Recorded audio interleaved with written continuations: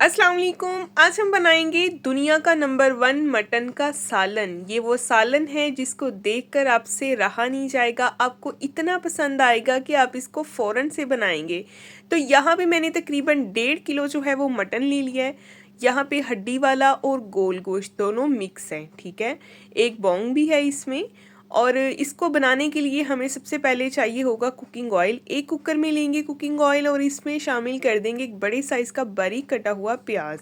Mix करेंगे और प्याज को हल्का गोल्डन कलर आने तक हमने फ्राई करना है, लेकिन साथ ही इसमें कुछ मसाले भी जाएंगे जिसमें शामिल करेंगे एक दालचीनी का टुकड़ा, 3 लौंग और एक बड़ी इलायची। यहाँ पे आपको 1.5 किलो गोश्त की परफेक्ट रेसिपी दूंगी। आप इसी तरीके को फॉलो करके बनाएंगे तो इंशाल्लाह खाने वाली उंगलियां चाटते रह जाएंगे। तो यहाँ पे मैंने इसमें 2 सब्ज़ इलायची भी शामिल कर दी हैं इसके साथ ही।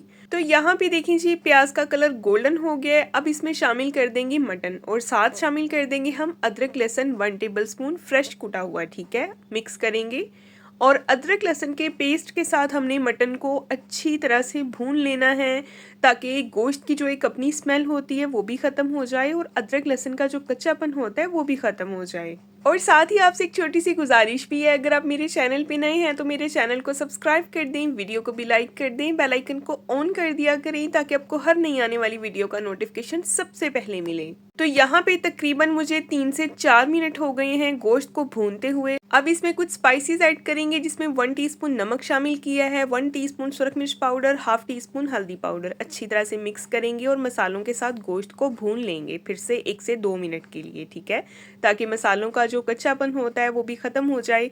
क्योंकि सुरख मिर्च को भूनना बहुत ज़रूरी होता है, अगर ये कच्ची रह जाए तो सारे सालन का जायका ख़राब कर देती है। और यहाँ पे साथ शामिल कर देंगे एक बड़े साइज़ का टमाटर। टमाटर जो है इसको मैंने बारीक काट लिया है और इसका छिलका भी उतार दिया था, ठीक है। अच्छी तरह से मिक्स करेंगे। यहाँ पे टमाटर जो है फ़ौरन से नरम हो जाएंगे।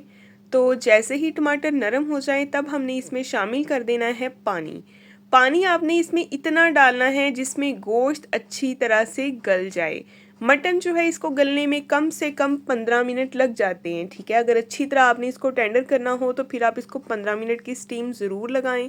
अगर स्टीम के बगैर बनाना चाह रहे हैं तो फिर आप इसको 30 से 35 मिनट के लिए हल्की आंच पर पकाएं। तो यहाँ पे स्टीम लगाई थी मैंने इसको 15 मिनट की और स्टीम के बाद आपके सामने इसकी कंडीशन है।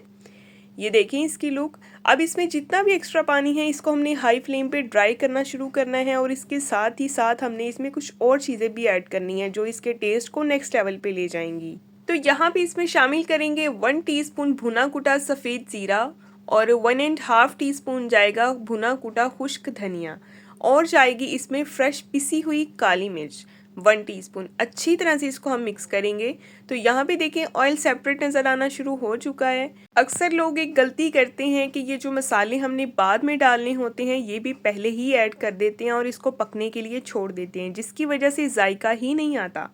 तो यहाँ पे देखें अच्छी तरह से इसकी हमने भुनाई कर ली है। अब हमने इसमें शामिल कर देना है 3 टेबलस्पून दही।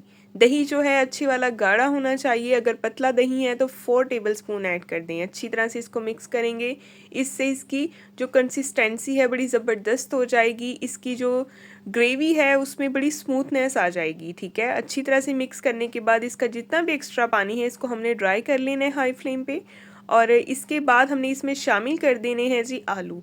आलू जो है 2 मीडियम साइज़ के आलू थे, इनको इस तरह से मैंने बड़े साइज़ में काट लिया है क्योंकि इस सालन का हम हल्का सा शोरबा बनाएंगे, बिल्कुल हल्का सा, बहुत ज़्यादा नहीं। तो गाढ़ा सा जब इसका शोरबा बनाएंगे तो खाने में ये बहुत कमाल का लगेगा। तो यहाँ पे इसमें शामिल कर देंगे 5 से 6 हरी मिर्चें। हरी मिर्चें मैंने कट लगाए बगैर ही ऐड की हैं। हमेशा जब भी गोश्त बनाएं उसमें हरी मिर्च का इस्तेमाल थोड़ा सा ज़्यादा करें क्योंकि हरी मिर्च एक अलग ही टेस्ट देती है और वो बहुत मज़े का लगता है। तो यहाँ पे मैंने इसमें थोड़ा सा पानी ऐड कर दिया, तकरीबन आधा ग्लास, ताकि आलू भी जो हैं वो अच्छी तरह से गल जाएं। इसको कवर कर देंगे 10 मिनट के लिए और 10 मिनट के बाद आते हैं दोबारा। तो यहाँ पे मैं आपको एक टिप दूँगी, आपने जब भी आलू गोश्त का सालन बनाना है तो आपने आलू ताज़े ही इस्तेमाल करने हैं, पहले से पड़े हुए पुराने आलू ना डालें क्योंकि ताज़ा आलू जो होता है वो ज़रा दानेदार होता है और वो टेस्ट को बहुत ज़बरदस्त बना देता है। तो यहाँ पे पानी मज़ीद इसमें ऐड करेंगे। जब आलू गल गए हैं तब हमने इसमें दोबारा से पानी ऐड किया है ताकि इसको थोड़ा सा हम रनी कर लें, थोड़ा सा इसका हल्का सा हम शोरबा बना लें ताकि खाने में ये लाजवाब लगे। तो यहाँ पे देखिए थोड़ा सा पानी डाल के इसको मिक्स कर दिया। अब इसमें शामिल करेंगे हाफ़ टी स्पून गरम मसाला पाउडर और 1 टीस्पून सूखी हुई मेथी। मिक्स करेंगे। इंशाल्लाह कोई फ़र्स्ट टाइम भी इस सालन को बनाएगा ना, एज इट इज़ अगर ऐसे ही बनाएंगे, आप देख कर बनाएंगे तो इंशाल्लाह आपका सालन बहुत कमाल का बनेगा। खाने वाले इसका जायका सालों याद रखेंगे, भूल नहीं पाएंगे।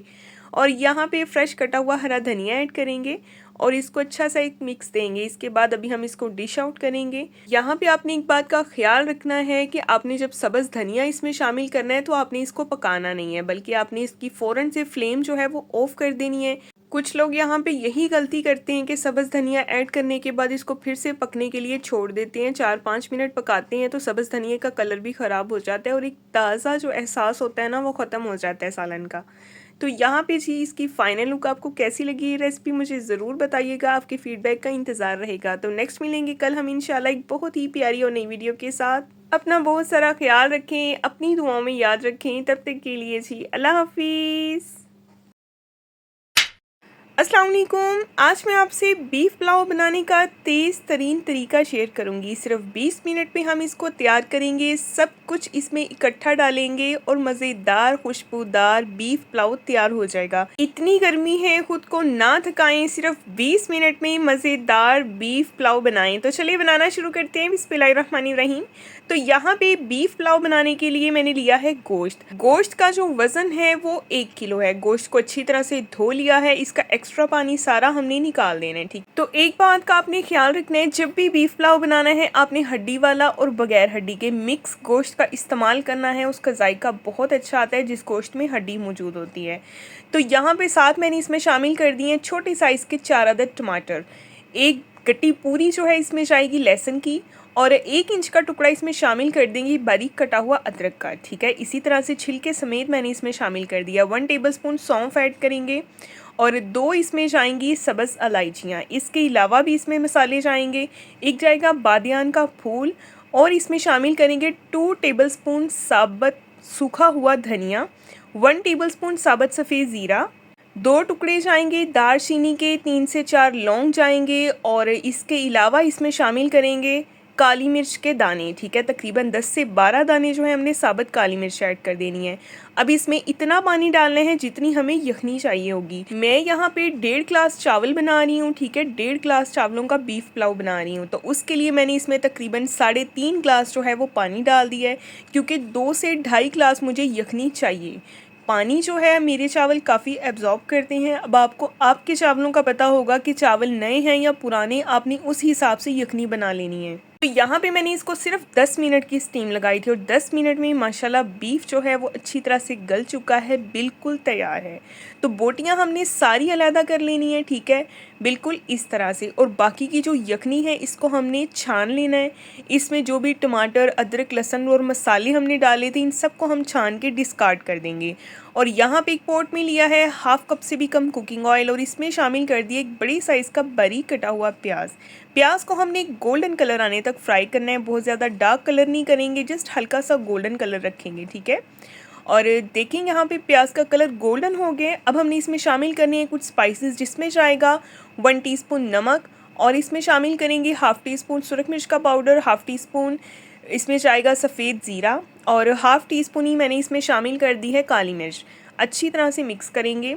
इन मसालों को हमने हल्का सा भून लेना है ताकि इनका कच्चापन जो है वो ख़त्म हो जाए। और अब इसमें शामिल करेंगे थोड़ा सा पानी और फिर से इसको हल्का सा हम भूनेंगे ताकि प्याज का प्यारा सा कलर निकल आए। और साथ ही इसमें शामिल कर देंगे ये बोटियाँ बीफ की जो हमने निकाल के रखी थी यखनी में से। ठीक है, ये सारी इसमें शामिल करेंगे और इनको हल्का सा हम 1 मिनट के लिए भून लेंगे। और साथ ही आप सबसे एक गुजारिश भी, अगर आप मेरे चैनल पे नए हैं तो सब्सक्राइब कर दें, वीडियो को भी लाइक कर दें, बेल आइकन को ज़रूर ऑन किया करें ताकि आपको हर नई आने वाली वीडियो का नोटिफिकेशन सबसे पहले मिले। तो यहाँ पे देखिए ये गोश्त की जो बोटियाँ हैं इनको मैंने अच्छी तरह से भून लिया है। अब जो यखनी हमने छान के रखी थी वो सारी इसमें ऐड कर देंगे। तकरीबन यहाँ पे 2.5 गिलास जो है वो यखनी है और ये सारी मैंने इसमें शामिल कर दी है। अब इसमें एक बॉयल आने देंगे और इसके साथ साथ ही हम इसमें कुछ और चीज़ें भी ऐड करेंगे। तो यहाँ पे इसमें शामिल करेंगे 5 से 6 अदद हरी मिर्चें। हरी मिर्चों में कट लगाने की आपको बिल्कुल ज़रूरत नहीं है क्योंकि हमें सिर्फ इनका फ्लेवर चाहिए। जब पानी पकना शुरू हो जाएगा तब हमने इसमें शामिल कर देने हैं चावल। चावल जो है इनको तकरीबन मैंने 40 मिनट पहले भिगो दिया था। ये अच्छी क्वालिटी के बासमती चावल हैं। ये वो चावल हैं जो पानी को बहुत जल्दी एब्ज़ॉर्ब कर लेते हैं। जितना मर्ज़ी आप इन चावलों में पानी डाल लेना, ये पानी को एब्ज़ॉर्ब कर लेते हैं। यानी कि चावल इतनी अच्छी क्वालिटी के हैं, चावल ख़राब नहीं होते। इसीलिए मैं कहती होती हूँ कि हमेशा जब भी चावल ख़रीदें तो अच्छी क्वालिटी के ख़रीदें, खुशबूदार चावल हों। चावल ख़रीदने से पहले उनको थोड़ा सा सूंघ लिया करें या फिर उनका थोड़ा सा एक सैंपल ला के उसको घर में बॉयल करके चेक किया करें कि चावल कैसे हैं। तो यहाँ पे मैंने इसमें शामिल किए थे 3 से 4 आलू बुखारे ताकि एक प्यारा सा टेस्ट आ जाए। और यहाँ पे देखिए पानी सारा चावलों ने एब्ज़ॉर्ब कर लिया है। जब पानी सारा खुश्क हो जाएगा तब हम इसको लगाएंगे दम। तो दम लगाने से पहले हमने क्या करना है, हमने 2 टेबलस्पून इसमें विनीगर ऐड कर देना है, ठीक है। यानी कि सिरके के 2 चम्मच इसमें ऐड कर देंगे और इसको लगा देंगे 10 मिनट का दम। तो यहाँ पे जनाब 10 मिनट के दम के बाद आपके सामने इसकी कंडीशन है। इतनी प्यारी खुशबू आ रही है। सिरके का ये फ़ायदा होता है कि चावल का कलर बड़ा वाइट रहता है और दूसरा ये फ़ायदा होता है कि चावल बड़े खिले खिले से खुशबूदार से बनते हैं। तो यहाँ पे देखिए इनकी फ़ाइनल लुक। यहाँ पे मैंने बिल्कुल थोड़ा सा जो है फ्रेश कटा हुआ हरा धनिया डाल दिया इसके ऊपर। तो देखिए एक एक दाना चावल का कितना खिलखिलाता हुआ नज़र आ रहा है। अभी हम इनको डिश आउट करेंगे और फिर आप इनकी फ़ाइनल लुक देखिएगा। तो आज की रेसिपी आपको कैसी लगी है मुझे फ़ीडबैक में ज़रूर बताना है। और आपने मेरी कौन कौन सी रेसिपीज़ अभी तक ट्राई की हैं ये भी मुझे कमेंट्स में ज़रूर बताया करें। तो यहाँ पे देखिए एक एक चावल का दाना खिलखिलाता हुआ खुशबूदार और मज़ेदार। इतना मज़े का ये बीफ पुलाव बना था ना कि यकीन करें ये कब चटम हो गया पता ही नहीं चला। तो आप भी इस रेसिपी को ज़रूर ट्राई कीजिएगा। झटपट बहुत मज़ेदार बनता है। बहुत ज़्यादा कोई इसमें एक्स्ट्रा मसाले डालने की ज़रूरत भी नहीं होती।